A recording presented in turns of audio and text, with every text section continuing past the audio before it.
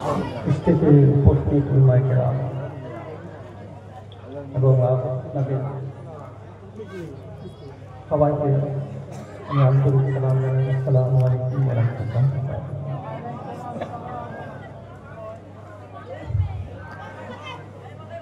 আলহামদুলিল্লাহ রাব্বিল আলামিন ওয়াল আকিবাতু লিল-মুত্তাকিন والصلاة والسلام على رسوله محمد وآله وصحبه أجمعين. أما بعد أعوذ بالله من الشيطان الرجيم. بسم الله الرحمن الرحيم. يا أيها الذين آمنوا اتقوا الله وكونوا صادقين. আমি আপনার সামনে খুতবার পর এক আয়াতে পাক তেলাওয়াত করেছি। এর অনুবাদ এবং কিছু বলার আগে আসুন আমি আপনারা সবাই মিলে নবী দো জাহান সাল্লাল্লাহু আলাইহি ওয়াসাল্লামের বারগাহে ভক্তির সঙ্গে দরুদ শরীফ একবার পড়ে নিন। আল্লাহুম্মা সাল্লি আলা সাইয়্যিদিনা শাফি'ানা মাওলানা মুহাম্মদ ওয়া আলিহি ওয়া সাহবিহি ওয়াসাল্লাম। সাল্লু আলাইহি ওয়া সাল্লাম আলাইহি ইয়া রাসূলুল্লাহ ইয়া হাবিবাল্লাহ।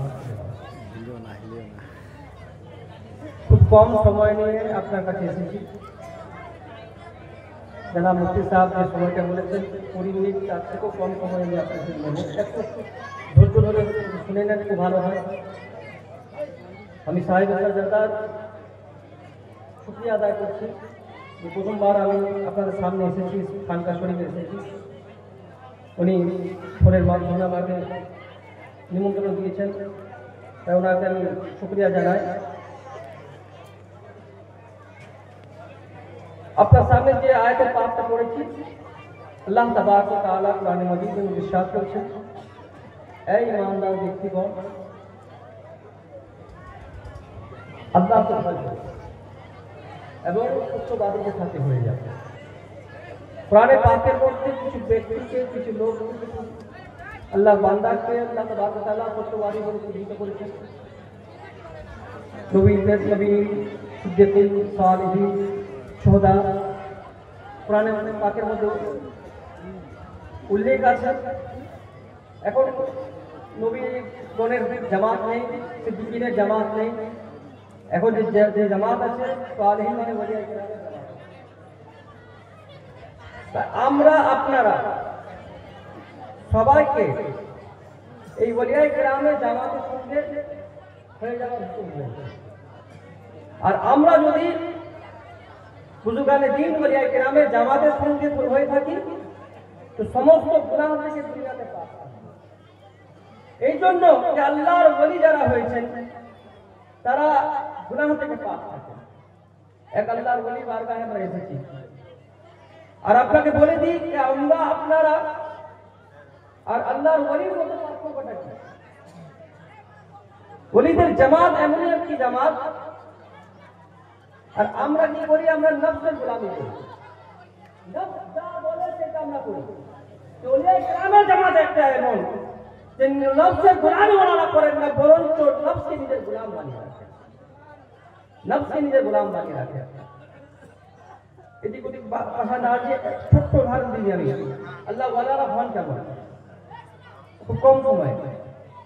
সবাই জানেন ওলিয়া কেরামের জামাত বারগাহে মৌলা আলী বারগাহে গেছে, ওইখান থেকে ওয়ালায়াত আতা হয়। তা ওই মৌলা আলী বারগাহ একটা থেকে নিয়ে যায়। শুধু একটাই উদাহরণ দিয়ে বলতে চাই যে আল্লাহর ওলি যারা হন শুধু নিজের নফসের জন্য কিছু করেন না, যাই করেন আল্লাহর খুশির জন্য করেন, আল্লাহর রাজার জন্য করেন। মৌলা আলী রাদিয়াল্লাহু তাআলা ওনার সঙ্গে একটা কাফিরের মোকাবেলা হলো, যুদ্ধ হলো। মৌলা আলী রাদিয়াল্লাহু তাআলা ওই কাফিরের সঙ্গে যুদ্ধ করলেন, ওই কাফিরকে মাটির মধ্যে ফেলে দিলেন আর তাকে হত্যা করার জন্য নিজের তরবারি বের করলেন। তরবারি চালাবেন এমন সময় ওই কাফির ব্যক্তিটি মৌলা আলী রাদিয়াল্লাহু তাআলার মুখে থুতু দিয়ে দিলেন। হযরত আলী রাদিয়াল্লাহু তাআলা নিজের তরবারকে নিজের কাছে রাখলেন, তার মুখের দিকে উঠে গেলেন এবং বললেন, যা তুমি মাফ পর্যন্ত চলে যাও। মৌলা আলী চলে যাচ্ছেন, পিছন পিছন কাফিররা যাচ্ছে। জিজ্ঞাসা করছে একটা কথা আমার জবাব দিয়ে যাও। মাওলা আলী জিজ্ঞেস করছেন কি জবাব দেবো, তো বল। আমি বুঝতে পারলাম না, আপনি যে আমার সঙ্গে লড়াই করলেন, যুদ্ধ করলেন, সেটা আমি বুঝলাম। আমাকে মাটির নিচে ফেলে দিলেন এবং আমার বুকের মধ্যে বসে তরোয়ার নিয়ে আপনি আমাকে মারতে এলেন, হত্যা করতে এলেন, সেটা আমি বুঝতে পারলাম। কিন্তু আপনার মুখে যখন আমি থুতু দিয়ে দিলাম, তখন আপনি আমাকে ক্ষমা করে দিলেন, ছেড়ে দিলেন। এই মানেটা কি আমি বুঝতে পারছি না। আপনার তো আরো বেশি করে আমাকে মেরে দেওয়া উচিত ছিল। মাওলানা আলী রাদিয়াল্লাহু তাআলা জবাব শুনুন, সেটা আমার আপনার মধ্যে শিক্ষা হতে পারে। মাওলানা আলী বলছেন যে শোন, তোর সঙ্গে যে আমি লড়াইটা করলাম, আমার ব্যক্তিগত কোনো লড়াই নয়। আমি তোর সঙ্গে লড়াই করলাম আল্লাহর রাজার জন্য, আল্লাহর খুশির জন্য। তোকে মাটির মধ্যে ফেললাম, সেটাও আল্লাহর খুশি ছিল, আল্লাহর রাজা ছিল। তোকে আমি হত্যা করতে চাইলাম, সেটাও আল্লাহর রাজা ছিল। তাই তেমন যখন তুই আমার মুখের মধ্যে থুতু দিয়ে দিলি, তো আমার মধ্যে রাগ হলো। রাগটা আল্লাহর রাজার জন্য ছিল না, আমার নিজের দেশের জন্য ছিল। ওই সময় যদি আমি তোকে হত্যা করতাম, তো আল্লাহকে খুশি করার জন্য নয়, নিজের নামকে খুশি করার জন্য। এই জন্য আমি তোকে এই মোমেন্টে, এই মুহূর্তে তোকে মাফ করে দিলাম। যেই কথাটা শোনা ছিল, মাওলানা আলী পায়ে পড়ছে, বলছে আল্লাহর রহমত এই তো মেহেরবান, আল্লাহ আপনার রব এত মেহেরবান। আপনি এত মেহেরবান যদি হন, আপনার মজহব ইসলাম মেহেরবান হতে আপনি আমাকে এই মোমেন্টে কলমা পড়ান আর মজহব ইসলামে দাখিল করে নেন। আল্লাহর ওলি হযরত মাওলানা আলী ওই সময় কলমা পড়ছেন, মজহব ইসলামে ওকে দাখিল করে দিয়েছেন।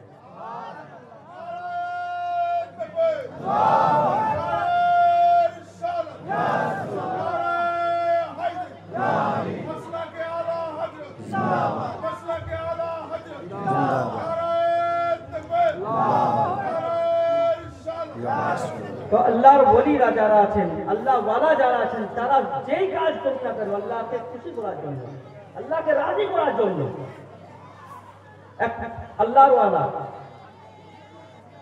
একটা গলির মধ্যে চলে যাচ্ছে, ফকির। আজকাল আমাদের এই যেমন দেখতে পাচ্ছেন, অমনি ফকির নয়, আল্লাহ ফকির, আল্লাহ দরবারের ফকির।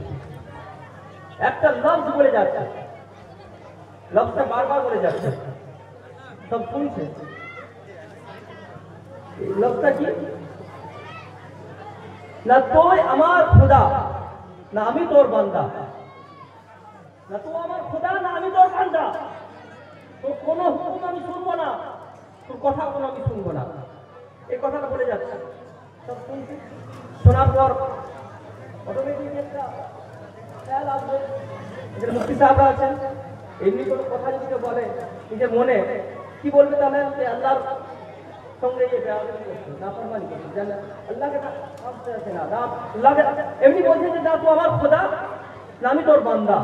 তো কোনো হুকুমে আমি মানবো না, তো কোনো কথাই আমি শুনবো না। বলে আল্লাহ একটা ফকির চলে যাচ্ছে। আরো সব আলিম ওলামারা এটা শুনে বলছে যে এটা কিসের কালাম করছে। ওই সময় মুফতি সাহেবের কাছে যাওয়া গেলেন সবাই এই কথা বলে যে একটা দরবেশ নিজেকে বলছে, একটা আল্লাহর ফকির বলছে, এটা নিজেকে একটা মলং বলছে, আর এই কথাটা উচ্চারণ করছে কি না তুই আমার খোদা, না আমি তোর বান্দা। তো কোনো হুকুমই আমি মানবো না, তো কোনো কথাই আমি শুনবো না। তো এর উপরে কি ফতোয়া হবে? মুফতি সাহেবকে ডাকলেন, ডাকার পর জিজ্ঞাসা করছেন আপনি যে এই কথাটা বলছেন না তুই আমার খোদা, না আমি তোর বান্দা, তো কোনো হুকুমই আমি মানবো না, কোনো কথাই আমি শুনবো না। কথাটা কি বলতে চাইছেন আপনি?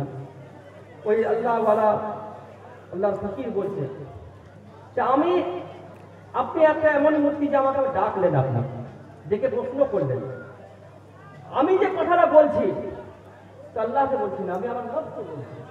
আমার নফস আমাকে অন্য পথে নিয়ে যেতে চাইছে, গুনাহ থেকে নিয়ে যেতে চাচ্ছে, অন্য কাজে নিয়ে যেতে চাচ্ছে।